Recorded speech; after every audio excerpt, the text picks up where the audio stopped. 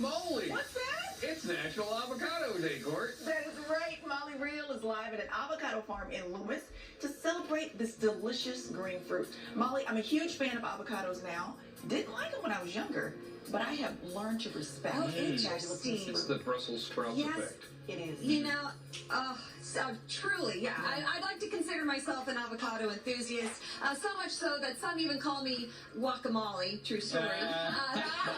So you can imagine my excitement when I found out there was an avocado orchard and nursery right here in Placer County. Now, you might be thinking, gosh, I didn't know we could grow avocados in our area. Well, that's because we can't grow Hass. It gets too cold. That's avocados we know grow in Southern California and Mexico. But Dave here, a local farmer and nursery expert, has figured out a way to grow avocados here. 2 different varieties, right? Yes, 2 different varieties. Everybody thinks you can't grow avocados in Northern California because it gets too cold. And that's because they're always buying the Hass, which is a great avocado. Everybody buys it, loves it, it's great, but it won't grow up or it dies at 32 degrees. So we grow different varieties. We grow Zutano, hardy down to 24 degrees. We grow the Mexicola, hardy down to 18 degrees. Okay, and I asked you, how do those taste? And you said, they're pretty darn good. Yeah, I can't tell the difference. I love them all. You know, the Hass is a nice medium-sized avocado. Zutano that we grow is a great big one. Has a bigger seed, but it's a great big avocado. It's just a beautiful, beautiful. It's one of my favorites. Yeah, so let's take a look at this. Is the Zutano.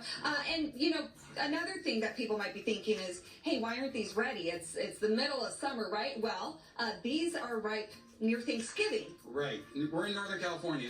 You can't even compare to what they do in Southern California. It's so much more tropical. It doesn't freeze down there where they grow them.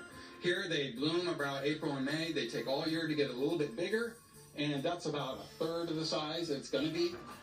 And then right after Thanksgiving sometime, maybe all the way to Christmas, they are ripe, and they're delicious. And they're delicious. So you can have your guacamole with your Thanksgiving dinner, which is great. Now, this tree right here is about 4 years old. Over here, you have your little nursery babies. Those will be ready for people to take home and plant in September. Right. We're about 30 days away. They look ready, but they're a little bit small, and they need to be fully rooted. We have the Mexicolas here. We have the Zutanos. We have them in 2 different sizes. You can see we have the 5 gallons, and we have these cute little ones right here, the 5x12s.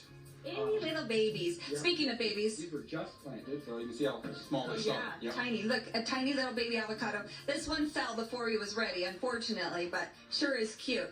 Now, of course, avocado trees, you know, the fruits that they bear, definitely worth the effort. There is a little bit of effort, though. Yeah, there's a little bit of effort. You got to know how to grow them. They're sensitive to root rot, so you have to mound them. You can see these trees are mounded. Also, people ask, you know, do you need a cross-pollinator, or do you need a male and female? Well, actually, each tree has both male and female parts on the flower. They open male at one point, close, and then open female. And we grow both varieties, the A variety, B variety, that open male and female at opposite times. And that helps to cross-pollinate. They will produce on their own, but with a cross-pollinator, they produce substantially more. Very cool. So if someone got this from you in September, planted it, they might have their own avocados by next year. Is that right? Oh, well, they'll have blooms next year. Blooms next year. And I don't think any will set. Okay. But the following year, when it's a much bigger tree with more blooms, you should start getting avocados. Definitely worth the patience. And more every year. Yep. Very cool.